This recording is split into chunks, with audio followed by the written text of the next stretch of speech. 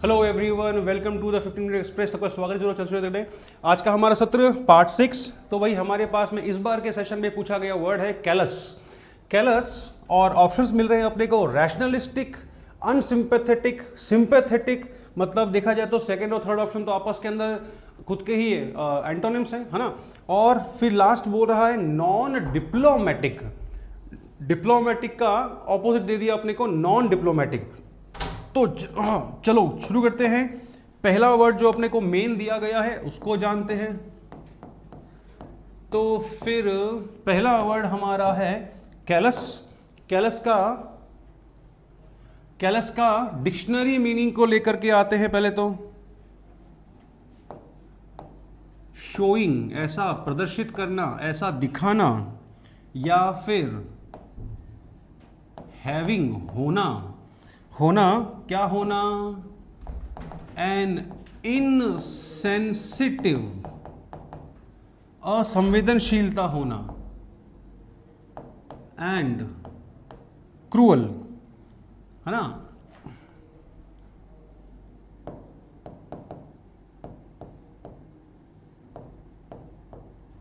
Disregard किसके लिए? दूसरों के प्रति। ठीक है। शॉर्ट में अगर अपन बात करें तो इमोशनली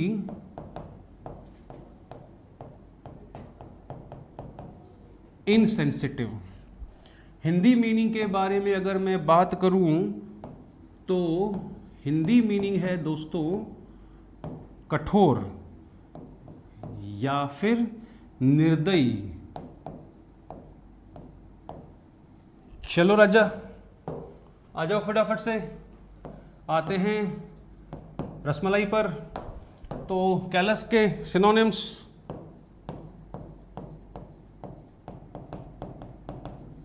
इनसेंसिटिव, सीधा सीधा भावनाएं नहीं होना किसी के प्रति, तो बन गया कौन सा? अनफीलिंग। अनफीलिंग है तो फिर हार्टलेस, उदासीन। कौन सा? इनडिफरेंट। और नियर मीनिंग्स के अंदर रफ। विलोम पर आते हैं इसके तो एंटोनिम्स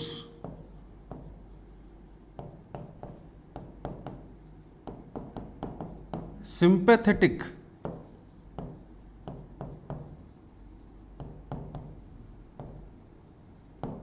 कंपैशनेट,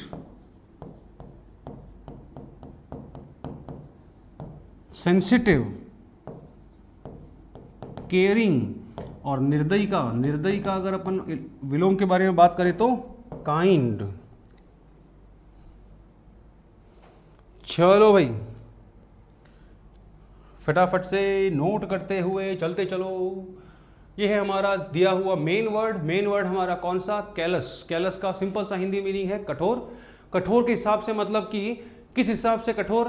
भाई भावनाओं के हिसाब से कठोर, है ना। इमोशंस के एंगल से कठोर या फीलिंग्स के एंगल से कठोर होना, तो अपन बोलते हैं कैलस। और अब आते हैं ऑप्शंस का पोस्टमार्टम। अच्छा, एंटोनिम पूछ रहा है दोस्तों, तो इसका एंटोनिम तो फिर हमने लिख ही लिया, सिंपैथेटिक। सिंपैथी है तो क्या होगा? दया है। दया है तो दयालु है। दयालु है तो निर्दयी। निर्दयी तो अपना बना इसका एंटोनिम कौन सा? Third option. आते हैं ऑप्शंस का, अपन करते हैं पोस्टमार्टम। तो अपने को पहला वर्ड दिया हुआ है रैशनलिस्टिक। रैशनलिस्टिक का बेस वर्ड कौन सा है दोस्तों? रैशनल। रैशनल वर्ड बना है तर्क से संबंधित, है ना। चलो आ जाओ आ जाओ आ जाओ। पहला पहला पहला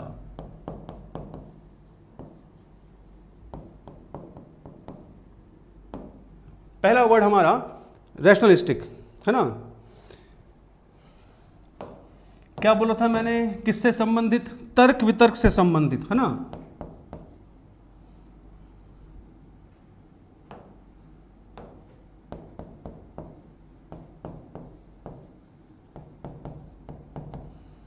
एम्फेसाइजिंग, जोर देते हुए, किस चीज के ऊपर?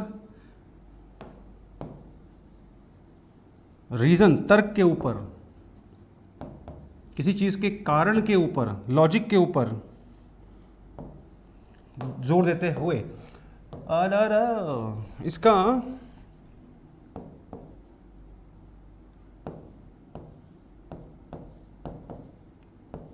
तर्कवाद है ना संबंधी बनेगा इसका प्रॉपर मीनिंग, हिंदी मीनिंग है ना। पर्यायवाची के बारे में बात करूं लल्ला तो लॉजिक, लॉजिक होगा तो उसके पीछे कोई ना कोई कारण भी हो सकता है, अकारण नहीं होगा।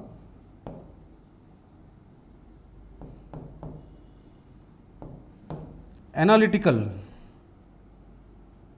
उद्देश्यपूर्ण, तो ऑब्जेक्टिव।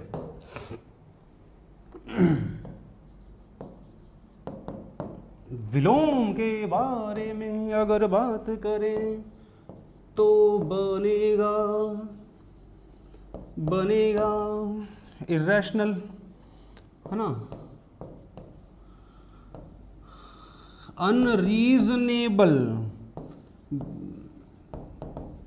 अगर वहां बन रहा है ऑब्जेक्टिव तो यहां बनेगा लल्ला सब्जेक्टिव। चलो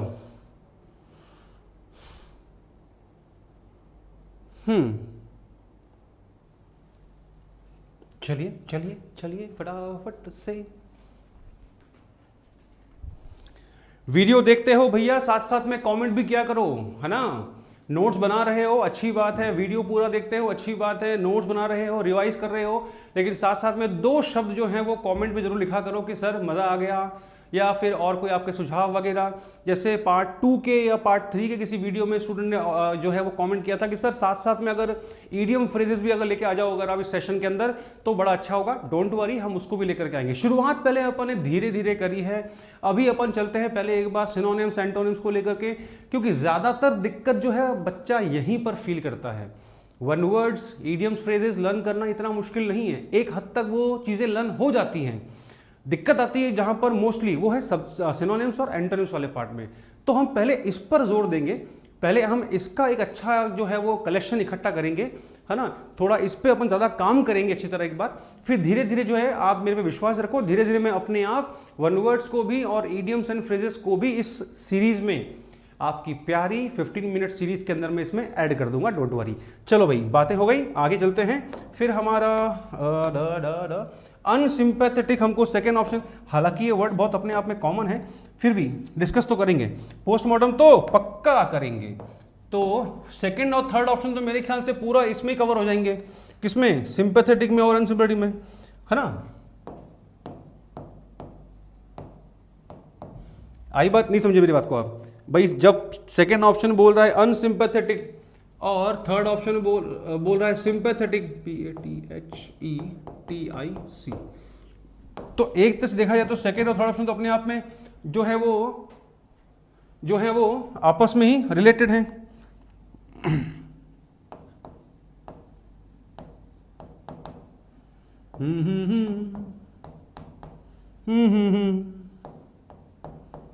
लैक ऑफ क्या चीज? सिंपैथी, ठीक है, और कंपैशन, यंगर, अस्कला। चलो कंपैशनेट, सॉरी कंपैशन है ना, दया भाव, दूसरों की भावनाओं के प्रति एकदम उदासीन होना। आया समझ में? डिक्शनरी मीनिंग बोलता है भैया इसका कुरूप, डिक्शनरी मीनिंग इसका बोलता है निष्ठुर, ठुर नहीं ठुर, ठीक है। तो यहीं पर हमारा ये मामला निपट जाएगा, क्योंकि फोर्थ ऑप्शन अपना आंसर मिल चुका है अपने को, है ना। सॉरी थर्ड ऑप्शन,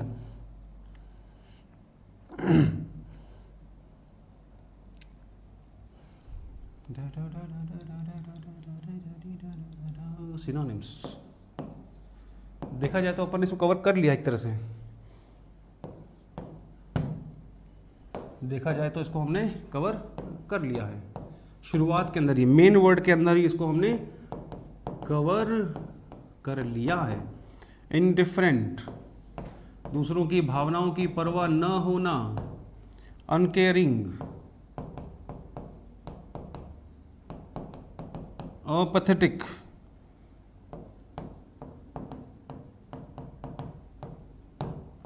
कहाँ कवर कर लिया इसको अपन ने? शुरुआत में ही। किसमें? कैलस के अंदर।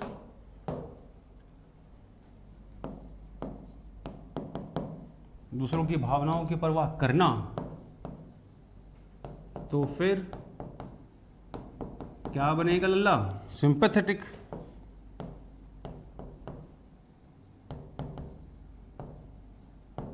कंपैशनेट, परवाह कर रहा है तो मतलब क्या हुआ? अंडरस्टैंडिंग भी हुआ।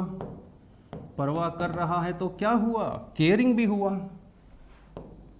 और एम्पैथेटिक। सही है, सही है, सही है, सही है। बी और सी ऑप्शन तो हमारे आपस में ही रिलेटेड हैं। सिर्फ सी ऑप्शन का जो है वो मैं हिंदी मीनिंग और डिक्शनरी मीनिंग लिखवा रहा हूँ, क्योंकि सिनोनिम एंटोनिम्स उसके पूरे सेम हैं। ठीक है,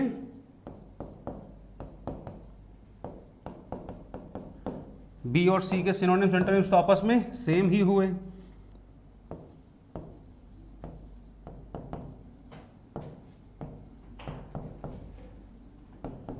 शोइंग कंपैशन और अंडरस्टैंडिंग।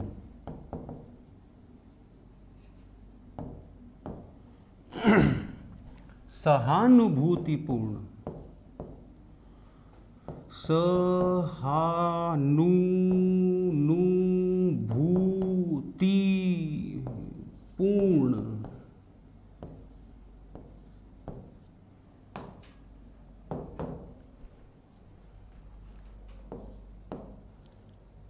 चलो चलो चलो चलो चलो, इसको हम यहाँ नहीं करते हैं।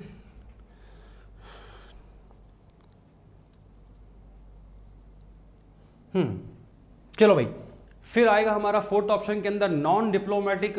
एक्चुअली में अगर आप डिप्लोमेटिक को समझ लोगे तो अपना नॉन डिप्लोमेटिक अपने आप समझ में आ ही जाएगा। खैर, जो वर्ड अपने को दिया गया है ऑप्शंस के अंदर, हम पहले उसी को डिस्कस करेंगे, फिर उसके सिनोनिम्स और एंटोनिम्स अपन लोग देखते हुए चलेंगे। तो फिर चलता हूं आगे लल्ला। फोर्थ ऑप्शन कौन सा है हमारा?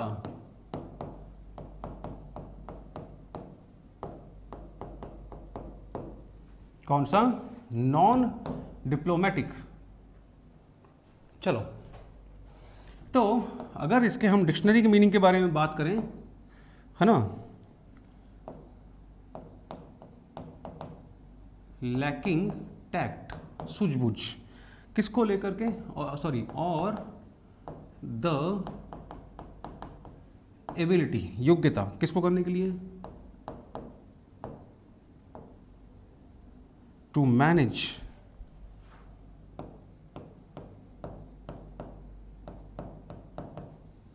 sensitive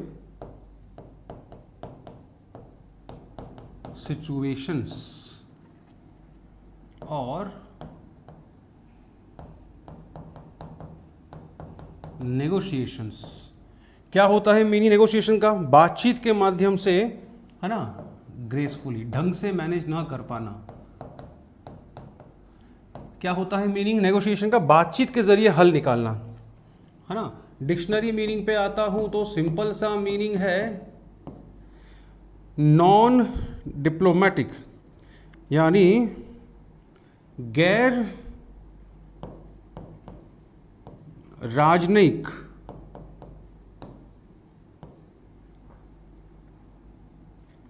है ना, या फिर ऐसा कोई व्यक्ति जो क्या नहीं जानता, कूटनीति, क्योंकि डिप्लोमेसी से बना डिप्लोमेटिक, जो नहीं जानता हो उस व्यक्ति को भी हम कहते हैं नॉन डिप्लोमेटिक। समझे लल्ला? आते हैं रसमलाई पर, तो फिर कौन सिनोनिम्स? पहला मिलता है इसका ब्लंट,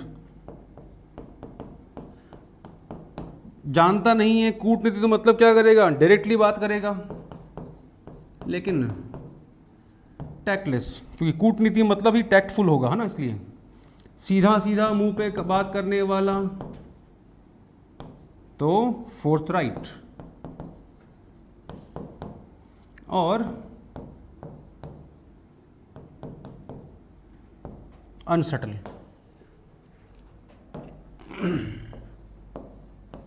अक्सर स्टूडेंट जो है वो वोकैबुलरी से दूर भागता है भाई, तो कोशिश करनी है कि अपने को वोकैबुलरी से दूर नहीं भागना है, क्योंकि भैया 5 से 6 सवाल तो पक्के हैं अपने वोकैबुलरी के। कितना दूर भागोगे? मैं आपका रास्ता आसान कर रहा हूँ, मैं आपके लिए डेली मेहनत कर रहा हूँ, टीम मेहनत कर रही है ना, क्या करने के लिए? ताकि आपका वोकैबुलरी वाला पड़ला जो है वो हल्का न रहे, है ना। तो आपको भी इस पे वर्क करना पड़ेगा। ऐसा नहीं कि 2-3 दिन पढ़ना शुरू किया और मामला बैठ जाएगा ना, है ना। मैथमेटिक्स नहीं है ये अपने आप के अंदर। आपको लगातार लंबे समय तक अपने आप को जो है वो झोंकना पड़ेगा इसके अंदर। आपको डेली की आपको हैबिट बनानी पड़ेगी कि मेरे को नोट्स बनाने हैं और डेली के 30-40 वर्ड्स लर्न करने हैं, और इनको जो है लगातार आगे भी रिवाइज करते हुए चलना है। वोकैबुलरी हमारी ऐसे इंप्रूव होती है। तो फिर दोस्तों 15 मिनट एक्सप्रेस का समय हुआ समाप्त। मिलता हूं अगले सेशन में। Till then thank you so much.